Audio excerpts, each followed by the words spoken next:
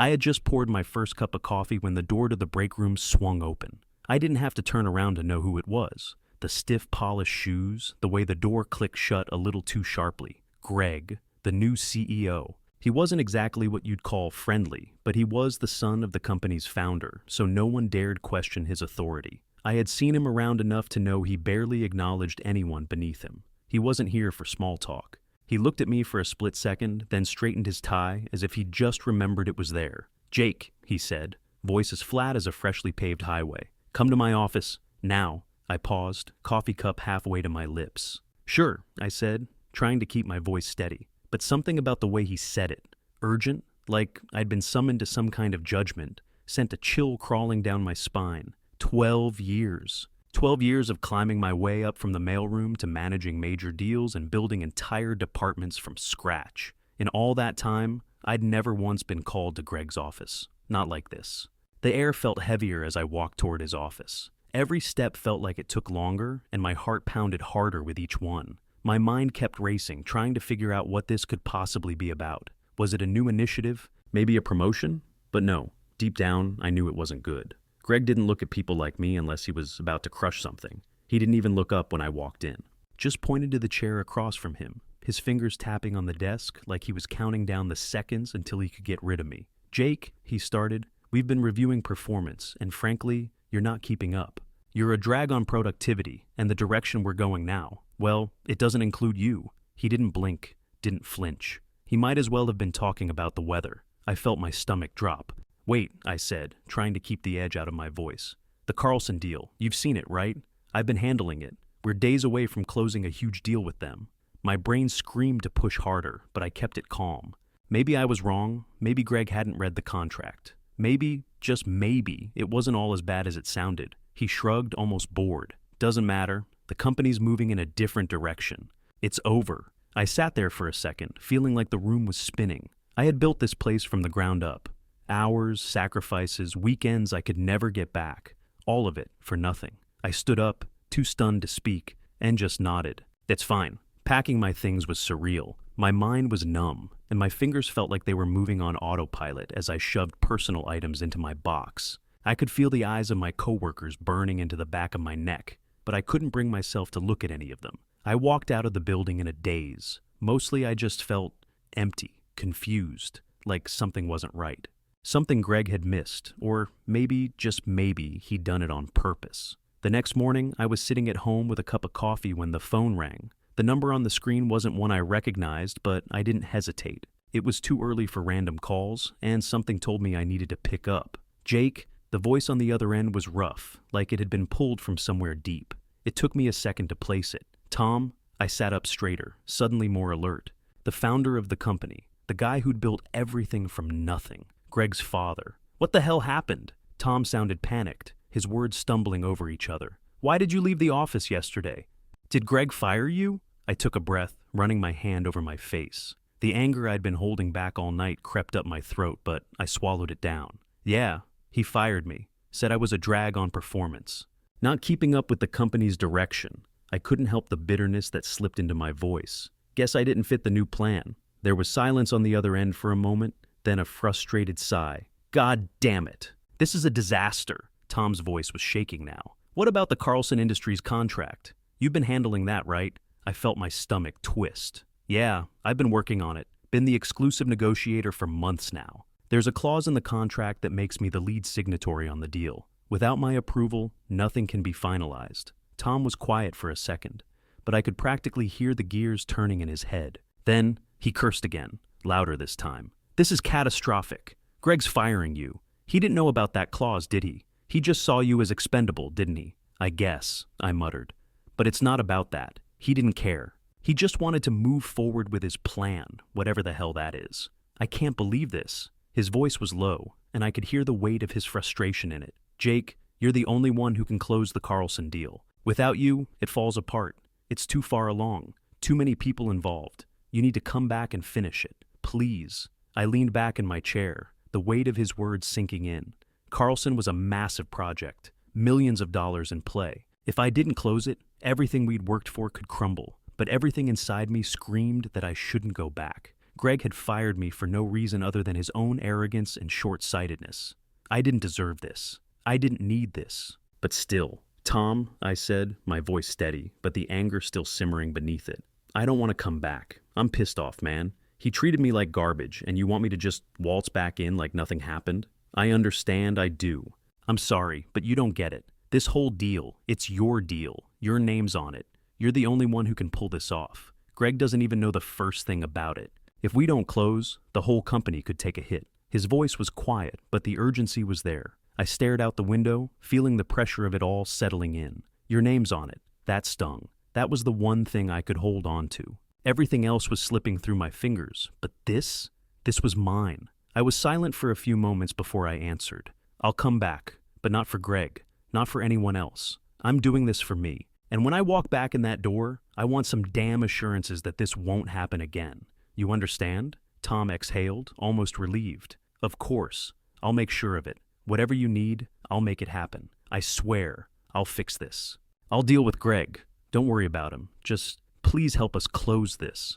I hesitated. I want it in writing, and I want to make sure Greg knows he can't pull this again on anyone. I'm not going to be the last one. Tom's voice softened. You have my word. I'll make sure you have everything you need. I didn't say anything for a moment, just let the silence stretch between us. There was a part of me that wanted to walk away from all of it, to find something else, somewhere else. But the pull of unfinished business, of not letting Greg's mistake bring everything crashing down, kept me from hanging up. All right, I said finally, the decision made. I'll be there. Before I could hang up, Tom added, Jake, thank you. And listen, I'm sorry. I know Greg's got a lot of growing up to do. I won't let this go unnoticed. I nodded, even though he couldn't see me. I'll see you soon. When the line went dead, I stood there for a moment, staring at the phone in my hand. Part of me felt like I was walking into the lion's den. But another part, maybe the part that wanted to reclaim control, felt a quiet thrill in knowing I had the power to fix it, to finish what I'd started. And maybe, just maybe, to make sure this never happened to anyone else again. Greg had no idea what kind of mess he'd just made. I barely slept that night. All the anger I'd shoved down the day before was still there, gnawing at me, but so was something else. A kind of cold, determined resolve. I had my reasons for going back. Sure, the Carlson deal was the immediate concern, but there was something deeper now, something personal. I wasn't just going to let Greg's stupidity be the end of this, not without making sure I controlled the narrative.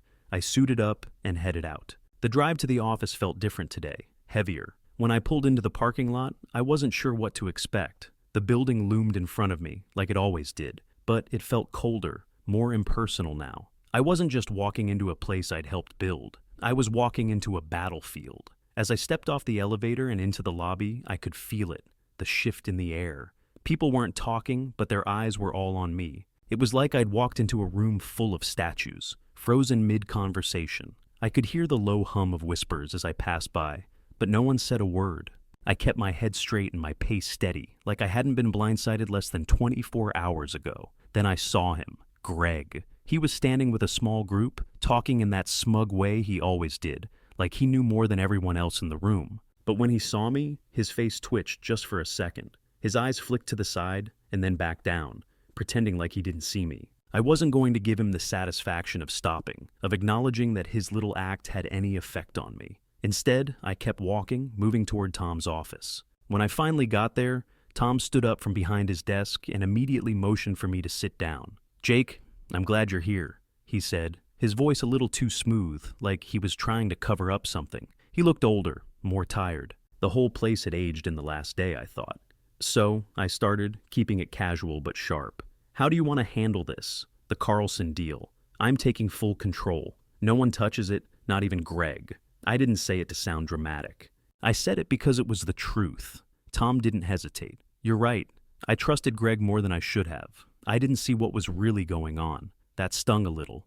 But I didn't let it show. I wasn't here to make him feel better. I won't tolerate anyone trying to undermine me. I'm here to finish what I started. You have to make sure Greg knows that. Tom sighed, rubbing his eyes like he was fighting a headache. Jake, I'll make sure he knows. I'll be more involved from here on out. You have my word. I nodded, but I couldn't shake the feeling in my gut. The power dynamic had shifted, sure, but I knew it wasn't going to stay like this forever. Greg wasn't going to roll over. He was just waiting for the right moment to come back at me, and I wouldn't be caught off guard again. Tom seemed to read the hesitation on my face. "I'll keep a closer eye on things. You've earned the right to lead this, Jake. I can't undo the mess Greg made, but I'm giving you full control from here on out." I didn't respond right away. There was a part of me that wanted to believe him, wanted to feel secure that I wouldn't have to fight every damn step of the way. But another part of me, the part that had spent the last 12 years clawing my way up, knew better. I couldn't trust that this would be over just because Tom said so. "I'll do it," I said finally, keeping my voice even.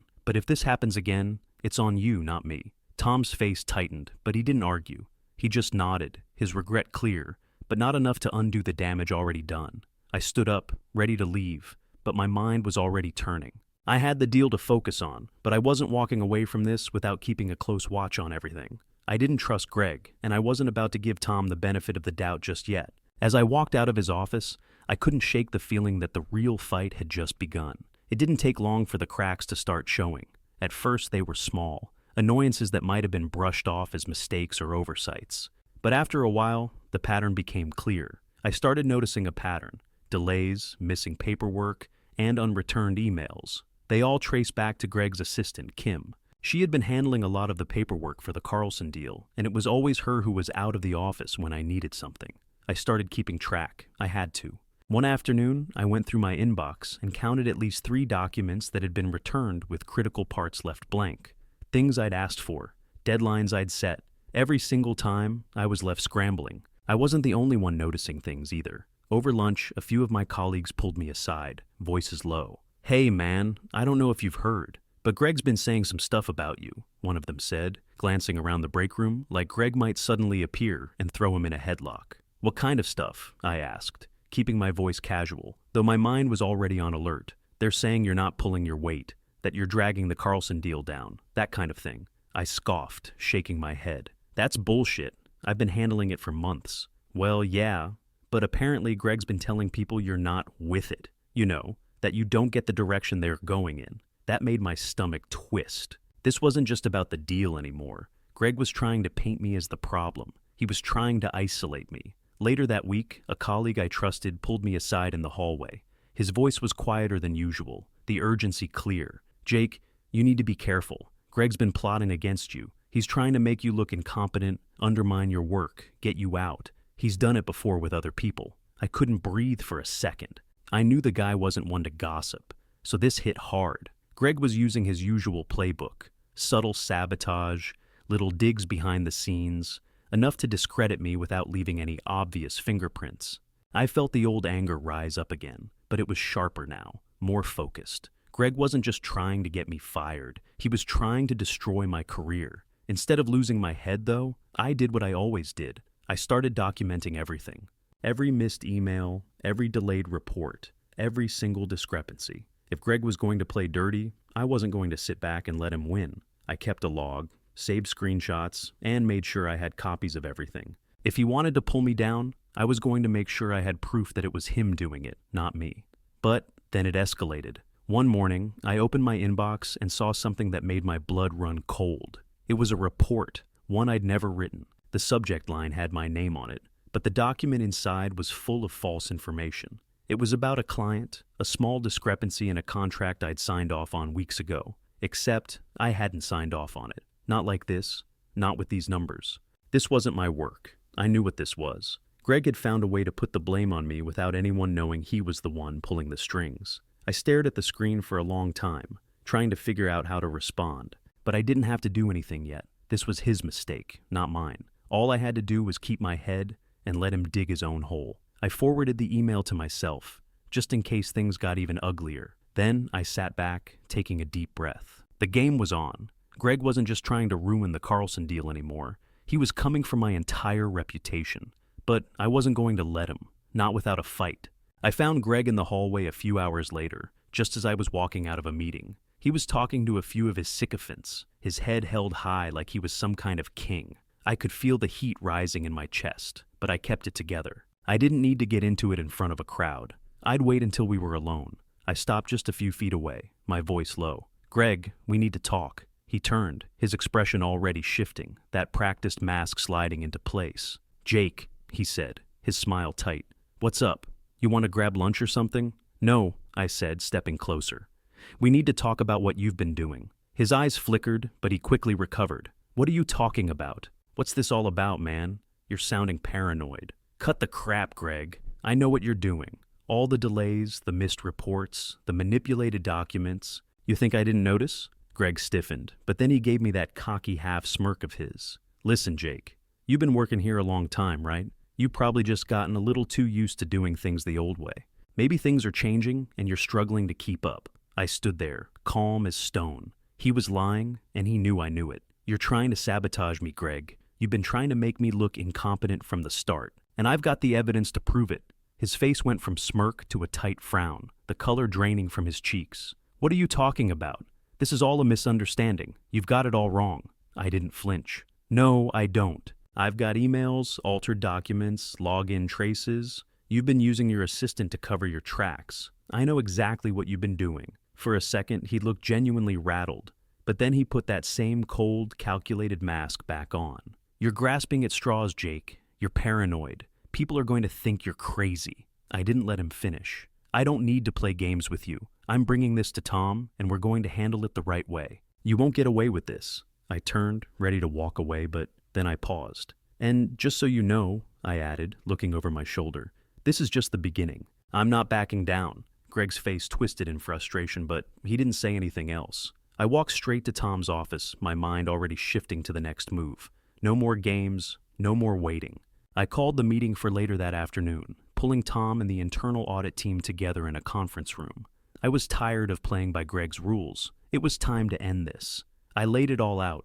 Emails, documents, logs. The evidence was irrefutable. It was clear that Greg and his assistant had been manipulating everything, trying to undermine my work and destroy my reputation. The room was silent as Tom flipped through the printouts I'd brought, his face darkening with each page. This is beyond what I thought, Tom said, his voice low, his hands shaking as he finished reading the last page. Greg's been doing this for months, and I never knew. I felt a knot tighten in my chest, not from victory, but from something else, something heavier. It's more than just the Carlson deal, I said. This is how he operates. He's done it before with other people. Tom looked up, meeting my eyes.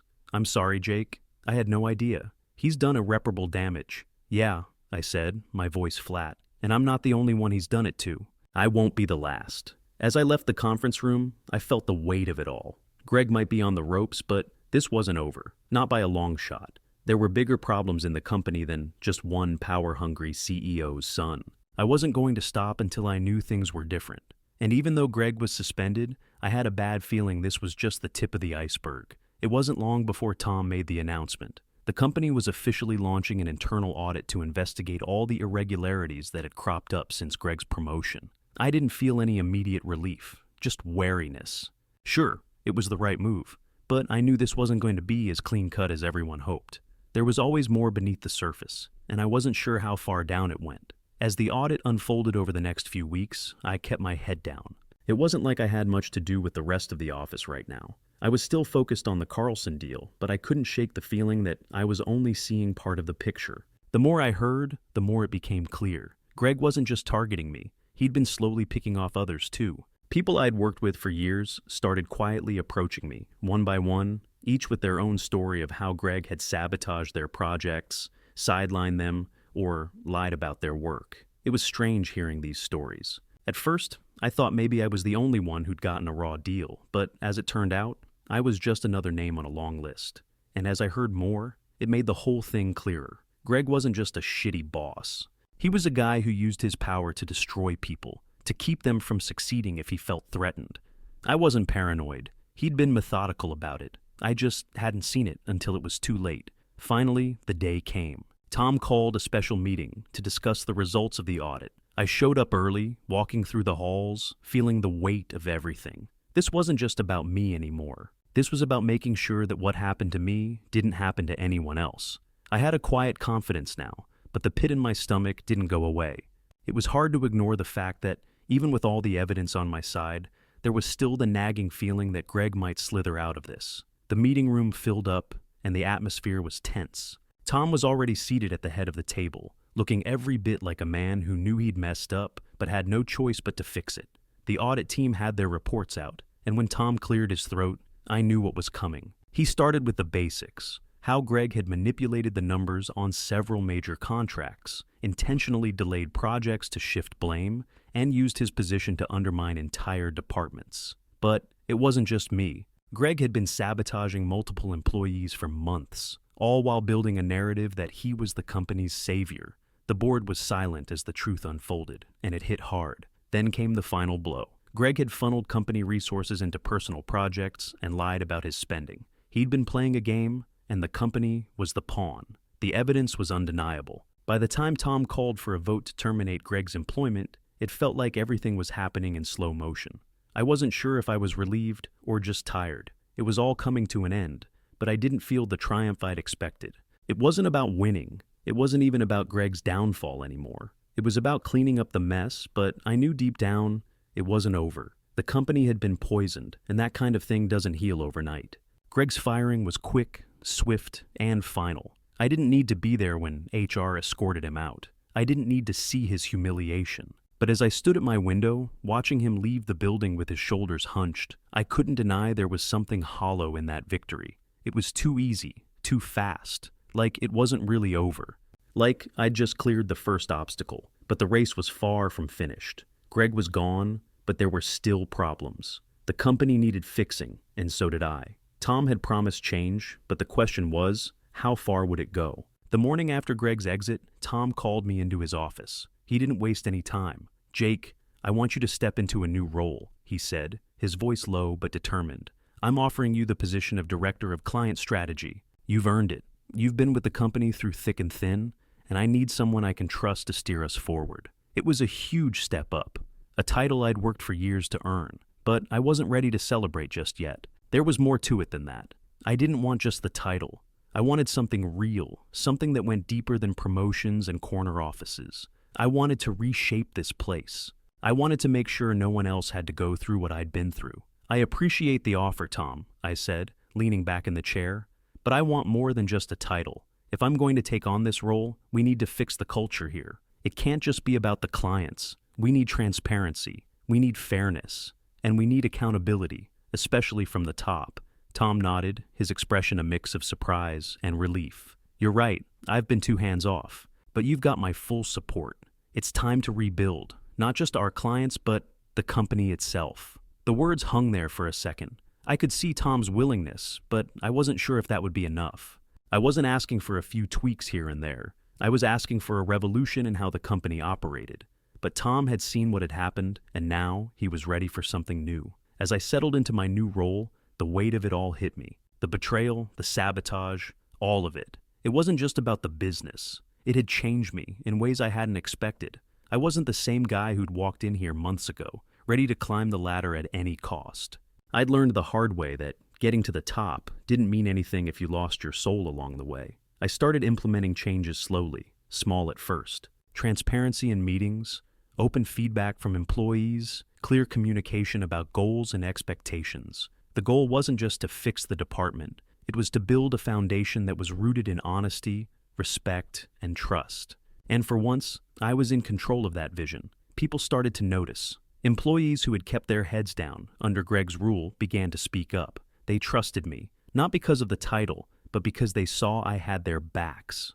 They saw someone who wasn't afraid to make things right. And as the weeks passed, Greg's name faded into the background. My influence grew, and for the first time in a long time, I felt like I was doing something that mattered. Not just for me, but for everyone else in the company. But I knew this was only the beginning. I had reclaimed my power, but the real work had just started. The company's culture needed a complete overhaul, and that wasn't going to happen overnight. It would take time, persistence, and a lot of hard conversations. A few months in, Tom pulled me aside again. "Jake," he said, eyes serious, "I need you to take on more responsibility. I'm trusting you to help reshape this company's future. You're the right person for the job." I didn't hesitate. "I'm ready. But it won't happen unless we stick to the plan.